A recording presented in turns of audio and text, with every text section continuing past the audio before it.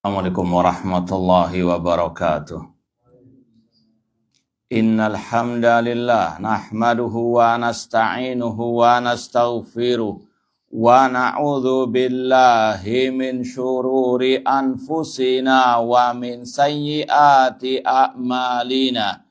Man yahdihillahu fala mudhillalah wa man yudlil fala hadiyalah. Ashhadu an la ilaha illallah wahdahu la syarikalah wa ashhadu anna Muhammadan abduhu wa rasuluh. Ya ayyuhalladzina amanu taqullaha haqqa tuqatih wa la tamutunna illa wa antum muslimun. Ya ayyuhan nasu taqu rabbakumul ladzi khalaqakum min nafsin wahidah wa khalaqa minha zawjaha wa batha minhuma rijalan katsiran wa nisaa wattaqullaha alladzi tasaaluna bihi wal arham innallaha kana 'alaikum raqiba.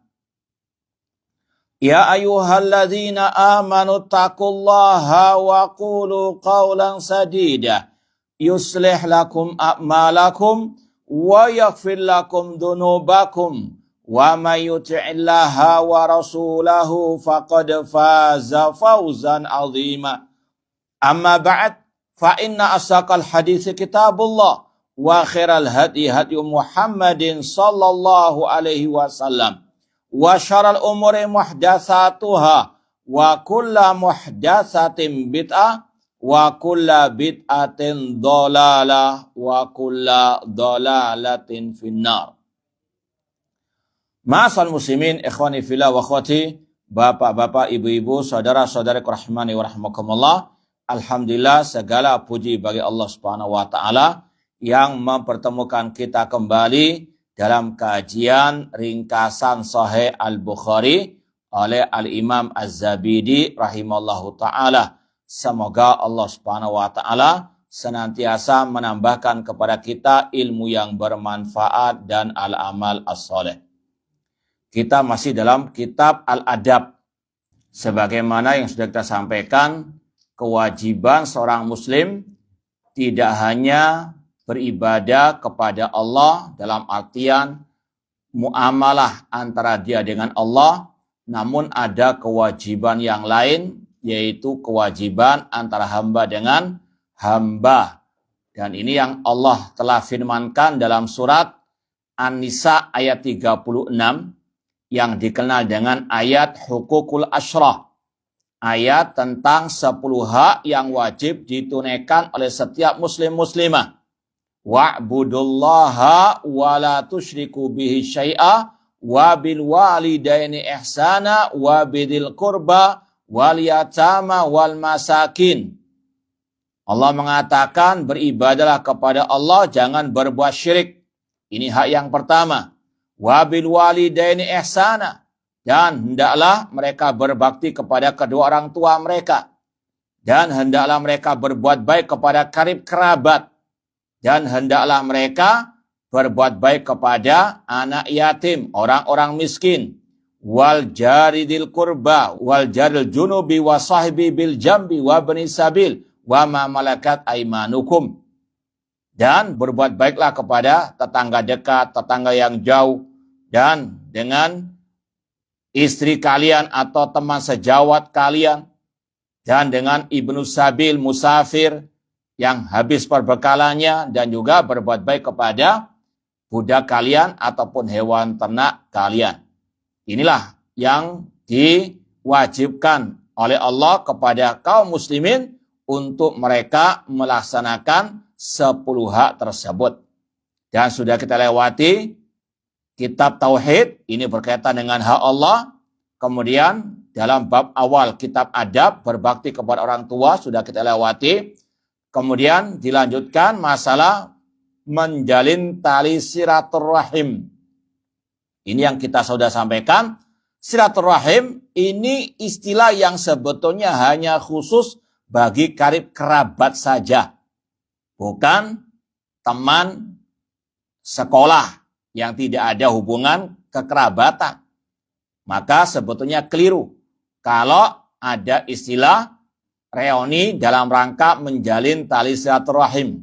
Ya, itu sekali lagi salah menggunakan kata Al-Quran dan hadis, dan sekali lagi silaturahim hanya diperuntukkan untuk yang ada tali kekerabatan. Rasul SAW mengatakan, man ahabba an yubsata fi rizqihi wa yunsa fi athari falyasrahimahu. Barang siapa yang ingin dibentangkan rezekinya, dipanjangkan usianya, hendaklah dia menyambung tali silaturahim, yaitu dengan karib kerabat, berbuat baik kepada mereka. Dan itu yang Allah firmankan tadi, wabidil kurba. Sekarang kita lanjutkan hadisnya. Bab laisal wasil bil mukafi. Bukanlah orang yang menjalin tali silaturahim yang sempurna itu hanya yang balas budi atau membalas tali silaturahim dari keluarganya. An Abdullah ibni Amr radhiyallahu anhuma anin Nabi sallallahu qala. Dari sahabat Rasul yang bernama Abdullah bin Amr radhiyallahu anhuma, dari Nabi sallallahu beliau bersabda, laisal wasil bil mukafi'i. Bukanlah orang yang menyambung tali silaturahim yang sempurna itu yang hanya membalas silaturahim dari kerabatnya. Kalau kerabatnya nggak datang ke rumahnya, dia nggak mau datang. Ini nggak sempurna menjalin tali silaturahimnya. Ya, meskipun seandainya dia lakukan kalau itu ada udzur syar'i, tidak ada masalah.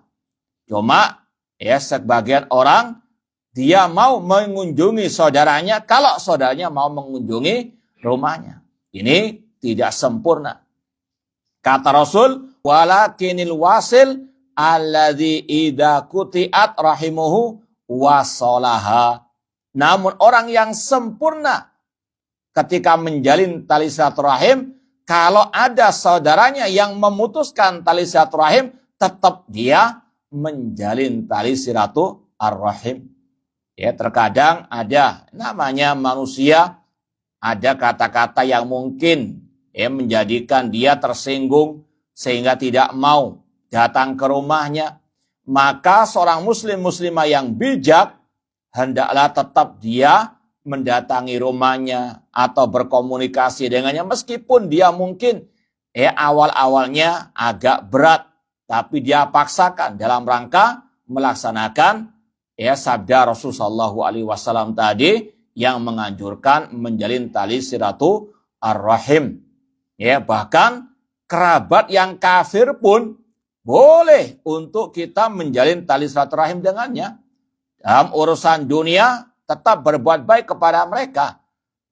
Namun kalau dalam urusan agama ada batasannya. Diundang acara perayaan mereka, lakum dinukum waliyadin. Jangankan orang kafir, orang muslim pun, meskipun kerabat, kalau mengundang acara-acara yang tidak sesuai dengan syariat Islam, tidak ada kewajiban kita mendatanginya. Ya, tentunya semua ada batasan syariatnya. Menjalin tali silaturahim itu dalam batasan-batasan syariat juga. Ya, tidak boleh semutlak yang dibayangkan. Ya, diundang acara bid'ah, acara syirik, naudzubillah min dzalik, dengan dalil silaturahim, dia mengikutinya, ini tidak diperbolehkan. Ya, jangankan kerabat, orang tua saja kalau menyuruh kepada kejelekan tidak boleh diikuti. Wa in jahadaka ala an tusyrika bi ma laysa laka bi ilmun fala tutihuma wa sahibuhuma fid dunya ma'rufa. Apabila kedua orang tuamu menyuruhmu untuk berbuat syirik yang Allah tidak turunkan keterangan padanya, jangan ditaati. Ini perintah Allah. Ya, maka kalau orang tua saja ketika menyuruh anaknya berbuat yang jelek, kemaksiatan, kebid'ahan, apalagi kesyirikan tidak boleh ditaati, apalagi kerabat, apalagi selain orang tua. Dan itu tidak dikatakan sebagai anak yang durhaka. Ya, anak durhaka itu kalau diperintah kepada hal yang tidak melanggar syariat, tapi nggak ditaati, itu namanya durhaka. Tapi kalau orang tua menyuruh kepada hal yang menyimpang dari syariat, anak nggak mau mengikuti, bukan dikategorikan anak yang durhaka. Wajib untuk dipahami. Demikian pula di sini, ketika misalnya saudara mengundang kepada acara yang tidak sesuai dengan syariat, saudaranya tidak menghadiri, bukan dikatakan orang itu memutus tali silaturahim. Ya, sekali lagi ada batasan-batasan syariat juga.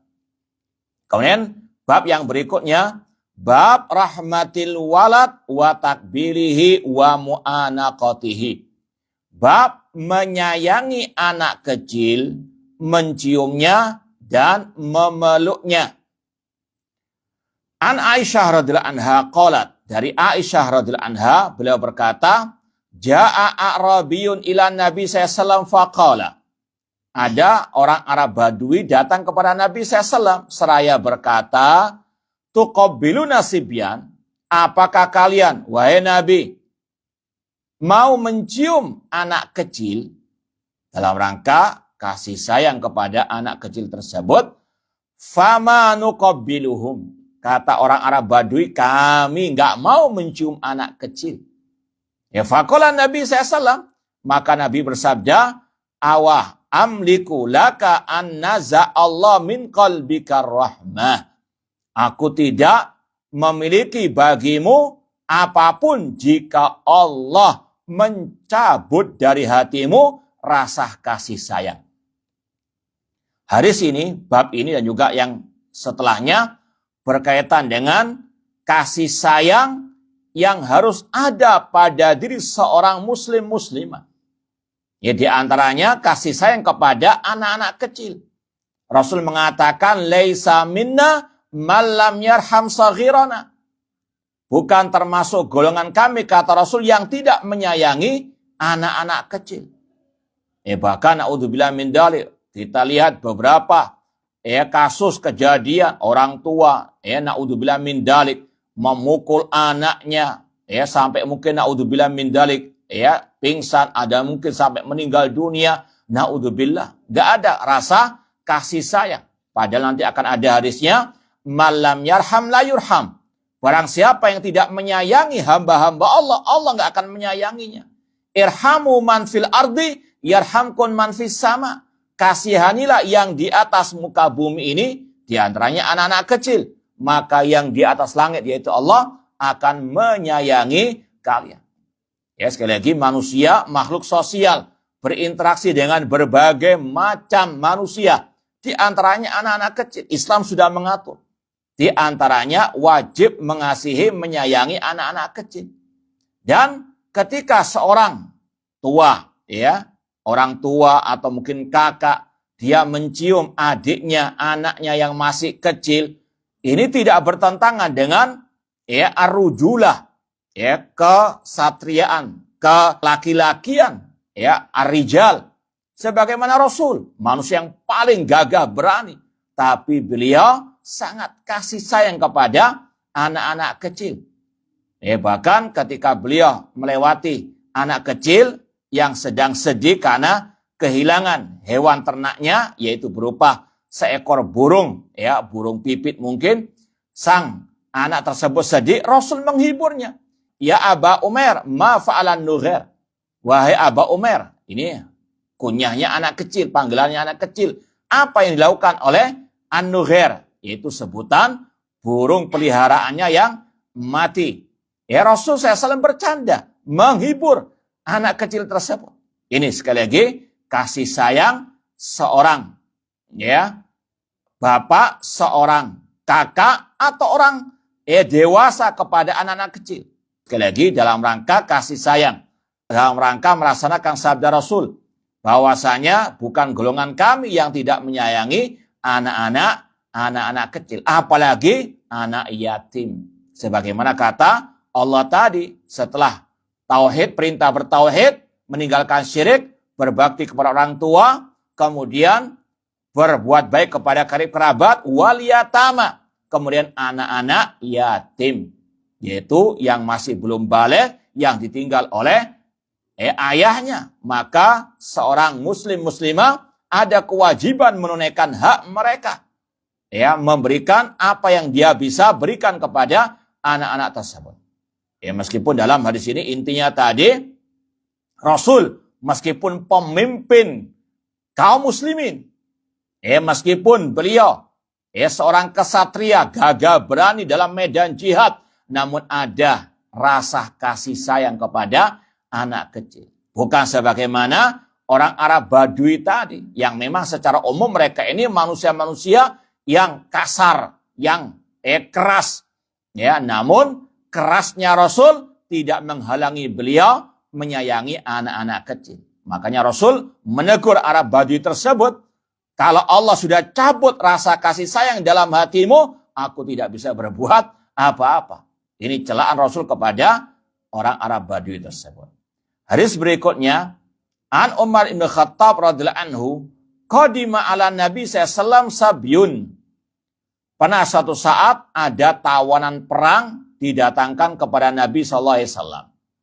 Fa'ida imra'atun minas sabyi tajlibu sadyaha tasqi. Ida wajadat sabiyan fi sabi akhadathu. Di antara tawanan perang itu ada seorang perempuan yang dia kalau melihat anak kecil yang ditawan dari tawanan-tawanan tersebut, ya keluarganya orang kafir yang ditawan, maka dia akan menggendongnya dan menyusuinya. Fa'al saqathu bi batniha wa ardu'athu. Faqala lana Nabi SAW, kemudian Rasul bersabda, atarawna hadhihi tarihatan waladaha finna. Bagaimana pendapat kalian tentang wanita tadi yang sangat kasih sayang ketika melihat anak kecil? Apakah mungkin perempuan tadi akan melemparkan anaknya ke dalam api? Qulna la, kata para sahabat, tidak ya Rasulullah. Wahia takdir ala tatrahahu. Ya, dan dia tidak mungkin untuk melemparkannya. Faqala lallahu arham bi ibadihi min hadihi biwaladiha. Kata Rasul, Allah sungguh lebih kasih sayang kepada hambanya daripada sang wanita tadi kepada anaknya. Ya, kita semua tahu bagaimana kasih sayang seorang ibu kepada anaknya. Bahkan seandainya anaknya sudah berkeluarga pun luar biasa. Ya, mungkin kita juga mengalami hal itu. Meskipun kita sudah berkeluarga, kalau kita datang ke rumah ibu masih dimasakkan, ditawari, luar biasa. Ya, semoga Allah Subhanahu wa taala menjadikan kita termasuk anak-anak yang berbakti kepada orang tuanya, dan semoga Allah merahmati orang tua kita yang telah meninggal dunia dan memberikan umur panjang kepada yang masih hidup di antara mereka. Intinya, ini sekali lagi kasih sayang Allah akan diberikan kepada yang memberikan kasih sayangnya kepada hamba-hamba Allah Subhanahu wa taala. Dan sekaligus dalam hadis ini ada penetapan sifat rahmah bagi Allah. Allah punya sifat kasih sayang, ya, meskipun tidak sama dengan kasih sayang hamba-hamba Allah. Ini sudah kita pernah pelajari dalam kitab Tauhid, dalam akhir kitab Sahih Bukhari ini. Wajib seorang muslimah menetapkan semua sifat-sifat Allah yang tercantum dalam Al-Quran dan hadis Rasul tanpa menyamakannya dengan sifat makhluk, tanpa membayang-bayangkannya, tanpa menyelewengkan dari makna yang sebenarnya, dan tanpa menafikannya. Di dalam hadis ini Rasul menetapkan lallahu arham bi ibadi. Allah sangat kasih sayang kepada hamba-hambanya. Bahkan bukan hanya kepada hamba yang mukmin, bahkan kepada hamba yang kafir Allah kasih sayang. Makanya Allah namanya Ar-Rahman Ar-Rahim. Ya, Ar-Rahmanir Rahim. Di antara beda Ar-Rahman dan Ar-Rahim kata para ulama, Ar-Rahman itu nama Allah yang rahmatnya meliputi semua manusia, yang kafir maupun yang mukmin. Allah mengasihi orang kafir, buktinya Allah kasih rezeki kepada mereka. Allah kasih umur kepada mereka. Kalau Allah nggak kasihan kepada mereka, Allah binasakan mereka dalam waktu yang sekejap. Allah Maha Kuasa. Ya, namun Allah kasih sayang. Dan di antara kasih sayang Allah menunggu. Barangkali dari mereka ada yang tobat. Barangkali ada yang masuk Al-Islam. Bahkan dalam surat Al-Buruj yang mungkin sering kita dengar, Allah mengatakan, Innalladzina fatanul mu'minina wal mu'minat tsumma lam yatubu falahum adzabu jahannam walahum adzabul harid. Sesungguhnya orang-orang kafir yang menyiksa orang-orang yang beriman. Innalladzina fatanul mu'minina wal mu'minat, yang menyiksa orang mukmin dan mukminat, ya, falam yatubu, dan mereka belum bertobat, maka Allah azab mereka dengan azab neraka jahanam. Di situ kata ulama tafsir, ada kata-kata kemudian mereka tidak bertobat.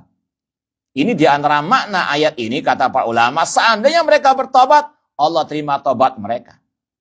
Dan ketika mereka menyiksa orang beriman, tidak langsung Allah azab, ya, tapi diberikan tenggang waktu. Ini kasih sayang Allah agar mereka mau bertobat. Seperti orang Yahudi sekarang yang membantai kaum muslimin di Gaza misalnya. Ya, semoga Allah menghancurkan orang Yahudi, membinasakan mereka dan menolong kaum muslimin di Gaza dan di semua penjuru dunia. Intinya ini kasih sayang Allah agar mereka punya waktu untuk bertobat. Tsumma lam yatub. Tapi kalau nggak bertobat, azab Allah sangat besar. Sekali lagi, itu di antara makna Ar-Rahman Ar-Rahim. Tiap hari kita baca Al-Fatihah Ar-Rahmanir Rahim. Apa makna Ar-Rahman? Yaitu tadi, zat yang maha kasih sayang, dan kasih sayangnya meliputi semua makhluk, yang kafir maupun yang mukmin. Allah memberikan semua makhluknya makanan, minuman, kesehatan, umur yang panjang. Ya. Ar-Rahim bedanya dengan Ar-Rahman. Kalau Ar-Rahim ini zat yang maha pengasih hanya untuk orang yang beriman. Makanya Allah berfirman, wa kana bil mu'minina rahimah. Nama Rahim Allah ikat dengan orang yang beriman saja. Bahwasanya orang beriman ada nilai plus, nilai khusus Allah rahmati, yaitu dengan Islam dan iman. Beda dengan orang kafir. Namun intinya sekali lagi, Allah punya sifat Ar-Rahmah, kasih sayang kepada semua makhluknya, bahkan kepada orang kafir. Sampai-sampai Rasul menggambarkan kasih sayang Allah itu melebihi kasih sayang seorang ibu kepada anaknya. Ya, dan sekali lagi, setiap kita butuh rahmat Allah Subhanahu wa taala. Ya, dan rahmat Allah ini hanya khusus bagi orang beriman kalau berkaitan dengan al-hidayah. Adapun masalah makan dan minuman nggak ada bedanya dengan orang kafir. Pekerjaan, harta, dan seterusnya. Orang kafir Allah berikan ar-rahmah, kasih sayang. Tapi Allah khususkan orang beriman dengan hidayah at-tauhid ataupun hidayah al-iman. Bab berikutnya, bab ja'alallahu rahmah fi mi'ati juz'in. Allah menciptakan rahmat itu 100 macam rahmat. Rahmat Allah menciptakan 100 rahmat. Kasih sayang.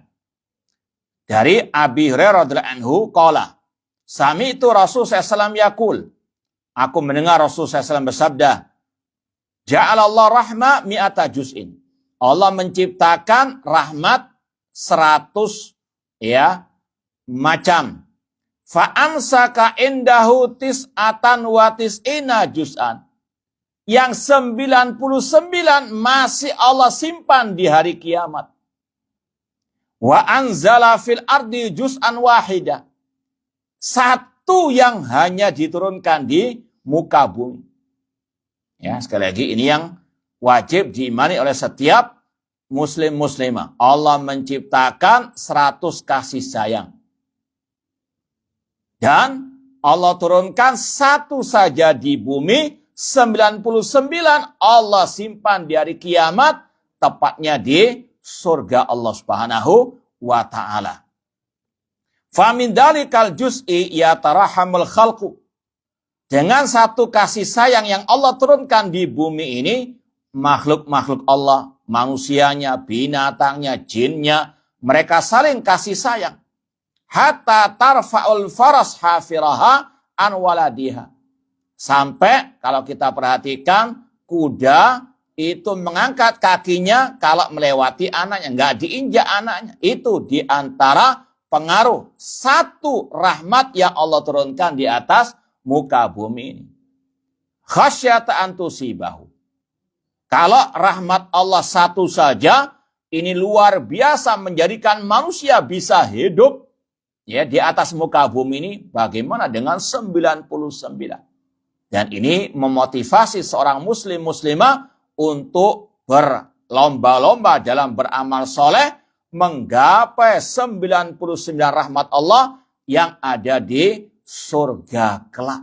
Ya, semoga Allah merahmati kita dan memasukkan kita ke dalam surganya kelak. Dan ini juga ada kaitan dengan pembahasan tadi. Kalau yang dimaksud dengan 100 rahmat, ini kata pak ulama, makhluk yang Allah ciptakan. Ya, sekali lagi, 100 rahmat itu beda dengan sifat dan nama Allah Ar-Rahman. Ya, pengaruh dari sifat kasih sayang Allah, Allah menciptakan kasih sayang di antara hamba-hambanya.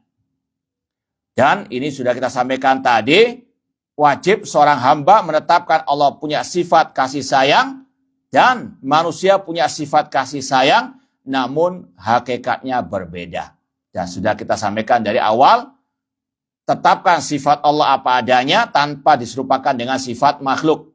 Persamaan dalam kata tidak mengharuskan persamaan dalam hakikatnya. Manusia punya wajah, yang di KBS, kebun binatang, punya wajah. Binatang punya wajah, tapi berbeda hakikatnya.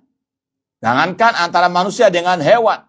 Antara hewan berbeda, semut punya wajah, gajah punya wajah. Apakah sama? Tidak sama. Ini kalau antara makhluk saja, persamaan dalam kata tidak mengharuskan persamaan dalam hakikatnya, apalagi antara Allah Al-Khaliq dengan Al-Makhluk tentu berbeda. Laisa kamitslihi syai', tidak ada yang serupa dengan Allah, wa huwas samiul basir, dan dia maha mendengar lagi maha melihat. Maka demikian dengan sifat Allah yang lain. Allah punya sifat tangan, bal yadahu mabsutatan, bahkan kedua tangan Allah terbentang. Maka jangan pernah terbentik tangan Allah sama dengan tangan makhluk. Dan jangan pernah ditakwilkan dengan alasan kalau kita mengatakan Allah punya tangan nanti sama dengan tangan makhluk. Tidak. Ya, persamaan dalam kata tidak mengharuskan persamaan dalam hakikatnya. Tangan Allah sesuai dengan kebesarannya, tangan manusia sesuai dengan kekurangan mereka. Ya, sebagaimana Allah punya ilmu, kita punya ilmu, namun beda hakikatnya. Ya, demikian pula seterusnya Allah punya sifat wajah, wa yabqa wajhu rabbika dzul jalali wal ikram, kekalah wajah. Tetapkan Allah punya sifat wajah sesuai dengan kebesarannya, tidak sama dengan wajah makhluk, tidak boleh dibagaimanakan, tidak boleh diselewengkan dari makna yang sebenarnya, dan tidak boleh diingkari. Kemudian bab berikutnya, bab wad'i sabi alal fakhid. Masih lanjutan dari bab tadi tentang meletakkan anak kecil di atas paha. Ya, dalam rangka tadi kasih sayang. An Usamah bin Zaid radhiyallahu anhu qala kana Rasulullah sallallahu alaihi wasallam ya'khuduni fayuq'iduni ala fakhidihi.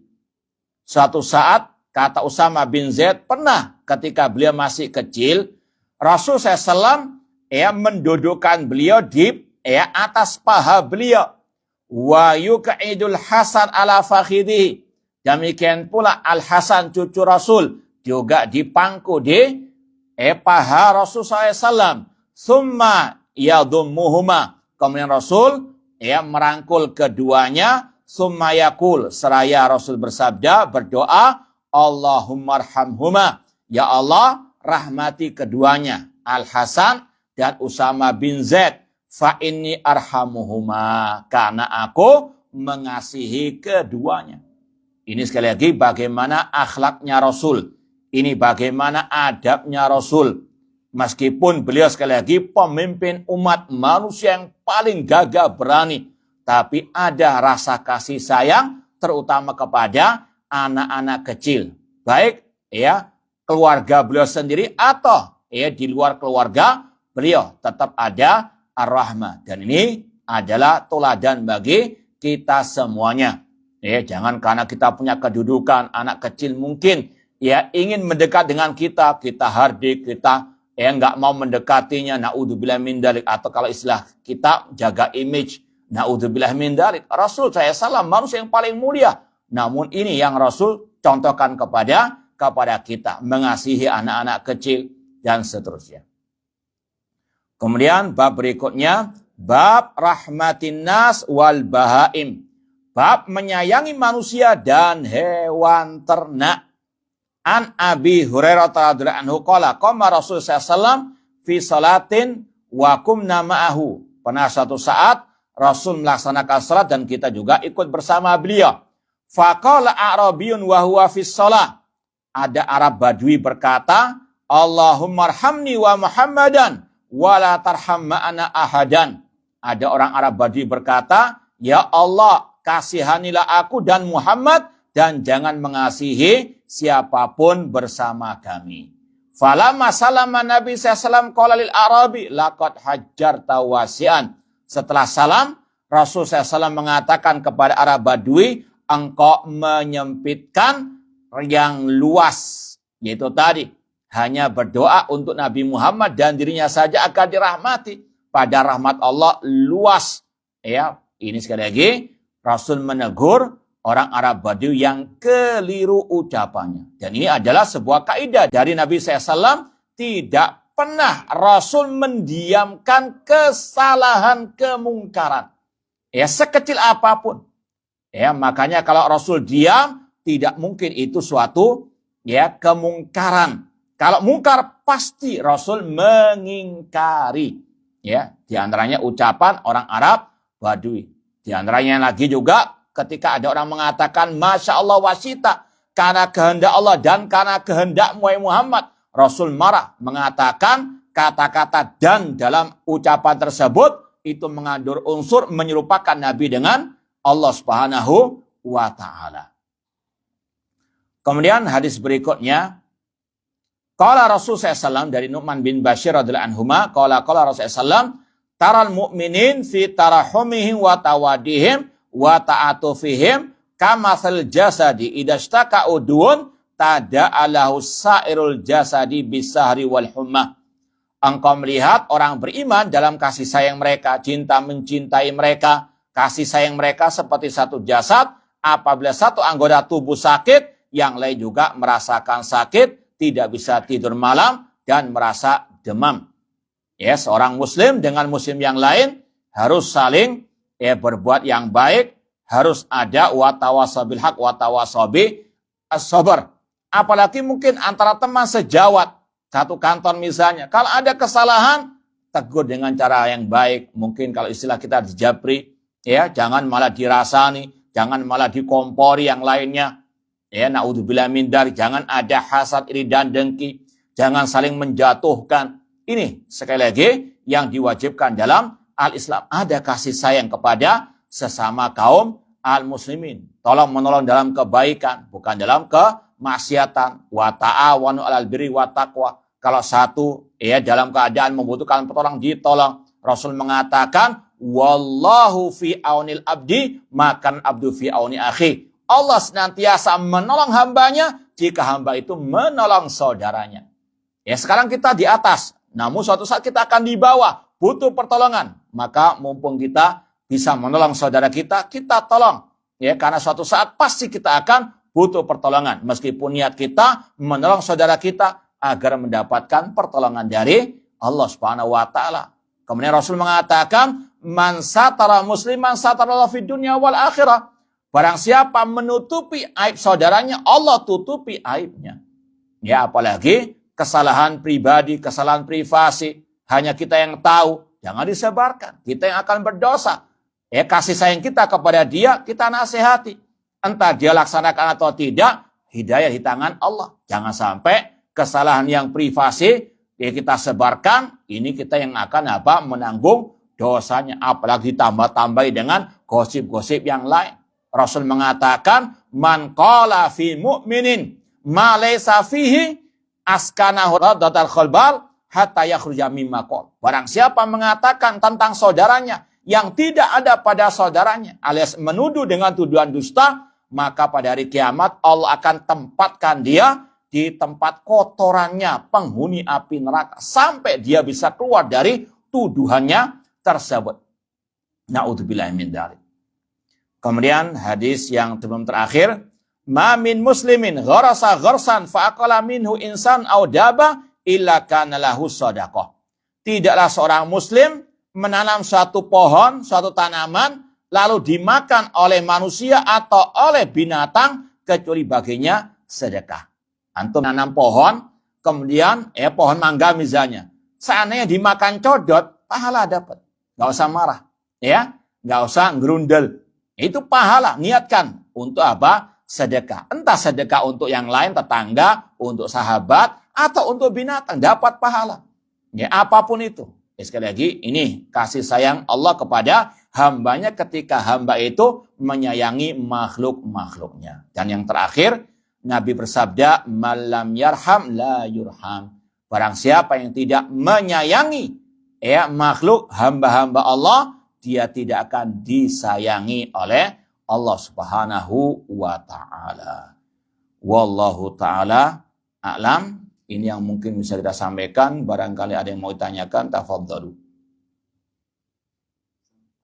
Tafadhal. Terkait dengan silaturahim tadi. Nah, Kalau di kita ini kan biasanya silaturahim itu saat Idul Fitri itu, karena yang muda itu mendatangi yang tua.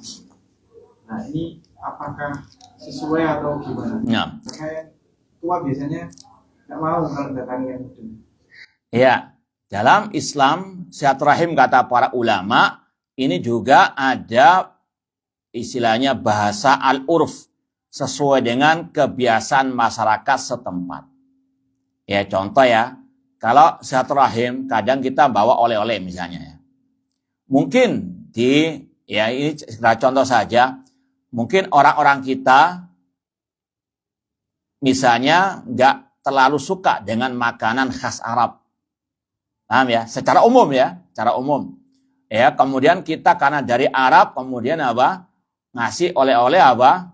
Ya, jajan Arab ya, atau makanan Arab. Ini tidak selayaknya. Kasih memang yang apa? Yang disukai oleh masyarakat ya, atau kerabat kita. Ya, contoh misalnya kalau di sebelah timur sana kan makannya sagu. Kita makan apa? Nasi. Jangan kasih apa? Iya, sagu orang yang di Jawa misalnya. Paham ya? Atau kita tahu misalnya ada kerabat kita nggak suka duren, misalnya sudah tahu. Ya, silaturahim bawa duren, ini namanya apa atau ngici istilahnya. Ya, intinya silaturahim ini juga ada kaitan dengan kebiasaan. Kapan itu dikatakan baik? Ya, selama nggak menyelisih syariat, ini tidak ada masalah. Ya, sekali lagi seperti tadi, tidak ada masalah. Yang muda memang yang selayaknya untuk mendatangi yang lebih tua, sebagaimana kata Rasul, laisa minna malam yuwaqir kabirana.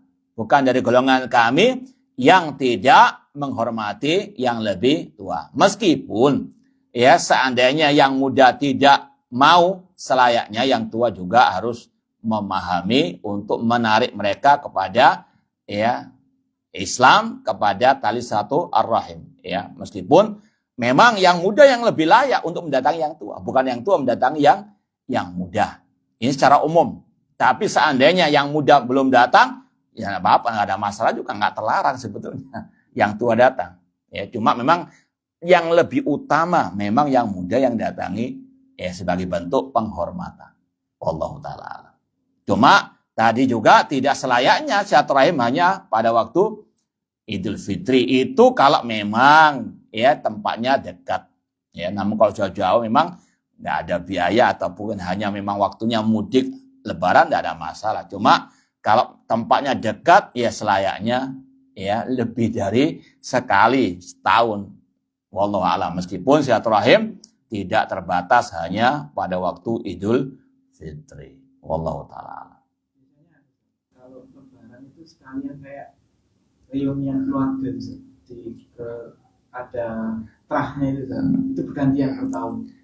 Tahun ini di sini, tahun ini. Ya, kalau tadi sesuai dengan kemampuan dan sikonnya, meskipun yang lebih utama silaturahim bukan hanya dibatasi pada waktu Idul Fitri. Cuma tadi ada memang kondisi-kondisi orang nggak mungkin bisa datang karena di luar kota, di luar bahkan pulau, dia bisa datang hanya pada waktu Idul Fitri, itu kesempatan saja. Tapi untuk kaidah secara umum, ya nggak ada. Ya, tali silaturahim hanya waktu Idul Fitri. Apalagi mungkin ada keluarga, misalnya kita orang Surabaya, kerabat kita di Surabaya, kita mendengar ada kerabat kita yang butuh pertolongan, masa nunda? Nanti aja Idul Fitri kita sumbang. Enggak. Selayaknya untuk segera. Ini kalau semuanya tergantung juga kemampuan. Fattaqullaha mastata'tum. La yukallifullahu nafsan illa wus'aha. Nah, kalau Idul Fitri kan istilahnya aji mumpung sudah gitu. Wallahu taala a'lam. Nah, ada yang lain? Silakan. Untuk istilah silaturahmi kan sekarang sebenarnya banyak masyarakat yang masuk ke KTP ya. Iya. Seperti yang dijelaskan tadi, kalau silaturahmi itu adalah untuk kasih sayang. Iya. Tapi apakah boleh misalnya saya sama Mas Bukro adalah teman, Mas Bukro boleh nggak saya silaturahmi kalau lanjutkan? Iya. Iya. Wallahu ta'ala alam, kalau anak pribadi lebih cocok jangan dipakai, karena yang pertama madorotnya, ya ini yang banyak terjadi juga, ketika kita pakai istilah tersebut, ini nanti ada kaitan dengan masalah penggunaan ayat, penggunaan hadis. Ya, berapa banyak orang yang tadi misalnya reuni, kemudian kasih mukodimah, karena silaturahim itu banyak manfaatnya, yaitu apa? Mepanjangkan usia, membentangkan rezeki, mendatangkan banyak rezeki. Padahal hadis itu hanya untuk tadi silaturahim kepada karib kerabat. Ya, tapi cuma kalau kita memang ya saling memahami, ya sebetulnya tidak ada masalah.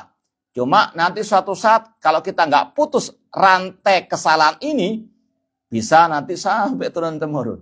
Paham ya? Kalau mau sebetulnya istilah yang lebih syar'i dalam hadis, man zara akha ziarah.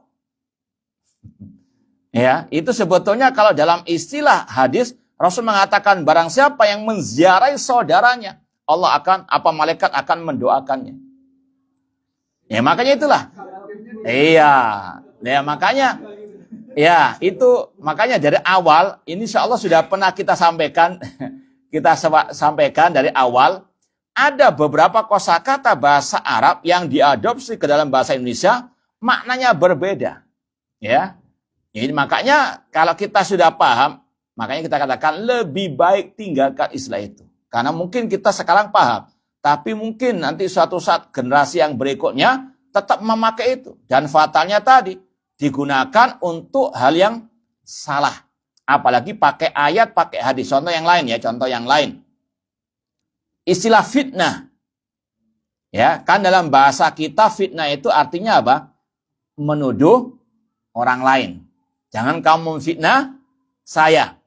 Kemudian pakai ayat.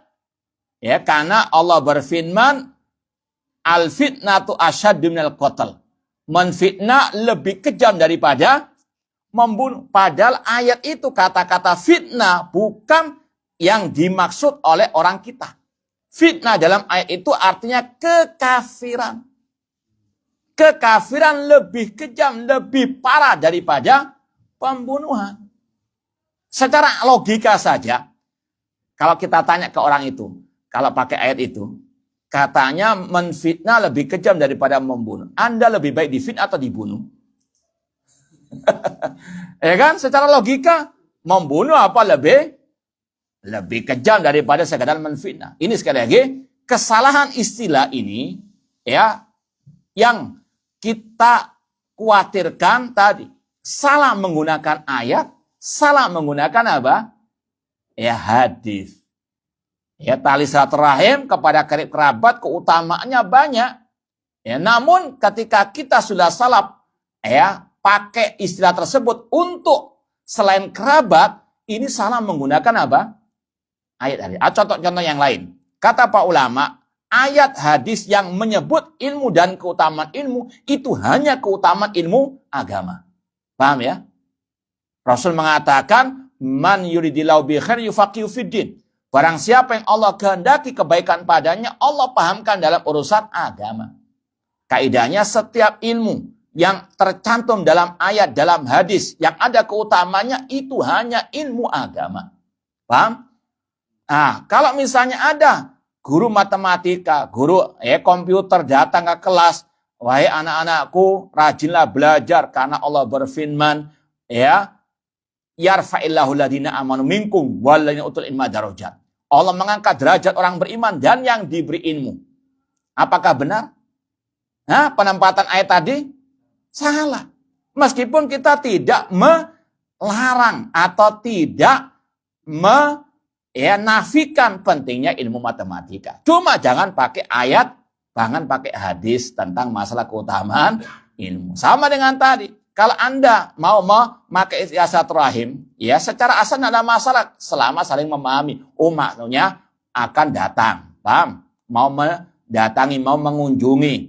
Cuma dikhawatirkan tadi. Kalau itu nggak diputus sekarang, ya nanti generasi-generasi berikutnya tetap pakai istilah itu dan pakai ayat, pakai hadis tentang silaturahim padahal untuk reunian teman sekolah. Nah, ini yang salah menempatkan ayat, salah menempatkan hadis. Ini yang berbahaya.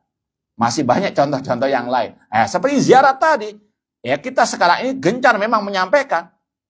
Secara asal kata-kata ziarah dalam ayat, dalam hadis, dalam istilah orang Arab, ziarah itu enggak terbatas pada ziarah kubur. Ya. Kita silaturahim tadi istilahnya kepada orang lain boleh memakai kata-kata ziarah. Rasul yang mengatakan man zara akhahu, barang siapa menziarahi saudara yang masih hidup. Nah, wallahu taala alam. Iya, coba ya tadi ya. Hati-hati penggunaannya gitu aja. Baik, wallahu taala alam.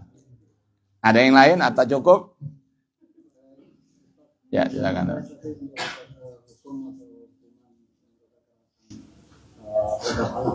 Itu yang telah dilakukan sama Nabi atau Rasul.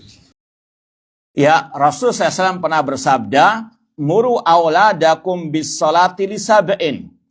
Perintahlah anak kalian untuk sholat ketika sudah usia 7 tahun. Wadribum ali asrin. Dan pukullah anak itu kalau nggak mau sholat dalam usia 10 tahun. Ini pendidikan ala Rasul. Kalau masih TK, masih SD, kelas 1, kelas 2, kelas 3, ya, ini sekedar perintah saja, nasihati dengan lemah lembut, nggak usah bentak-bentak, nggak usah sampai memukul. Ya, kan dulu kan sering kalau ngaji itu salah dikit, tok. Ya, meskipun masih nggak benar. Rasul nggak pernah melakukan hal tersebut. Ya, namun kalau sudah usia 10 tahun nggak sholat, ya, maka kata Rasul pukullah. Tapi kata ulama, pukulan yang tidak mencederai. Ya, bukan sampai berdarah-darah, sampai belur. Kan ada di sebagian pondok pesantren kan gitu, pakai rotan sampai naudzubillah min dzalik, berdarah-darah. Enggak sesuai dengan ajaran Nabi. Ya pukul dengan sekedar untuk mengingatkan inti salah, inti keliru. Ya, tidak sekejam orang-orang yang kita contohkan tadi. Maka sekali lagi, ini yang harus juga dipahami oleh guru-guru terutama yang TK, guru SD. Jangan asal mendidik namun naudzubillah min dzalik salah, tidak mengikuti tuntunan Rasulullah SAW terutama dalam memberikan hukuman. Wallahu ta'ala. Nah, ada yang lain? Sudah cukup? Baik, fadhal. Nah,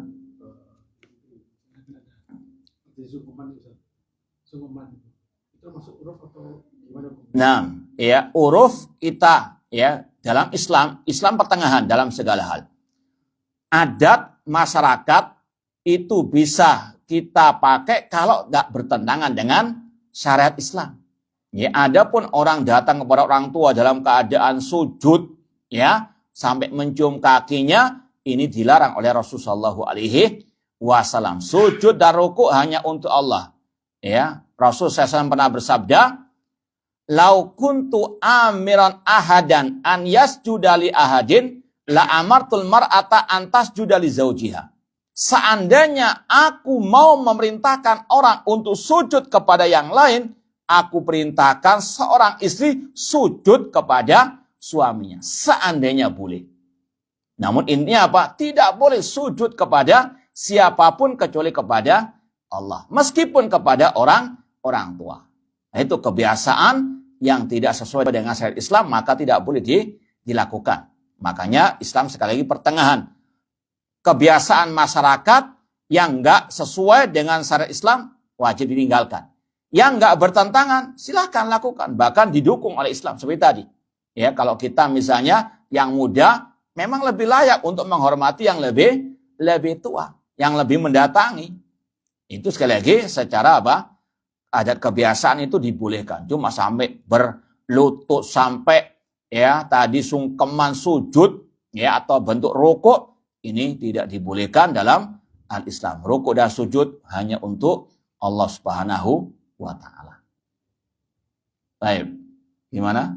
Tapi kalau nggak sampai sujud-sujud nggak apa-apa. Kenapa? Ya kok salaman biasa, salaman ya. Orang tua kan kadang ada yang nggak bisa berdiri.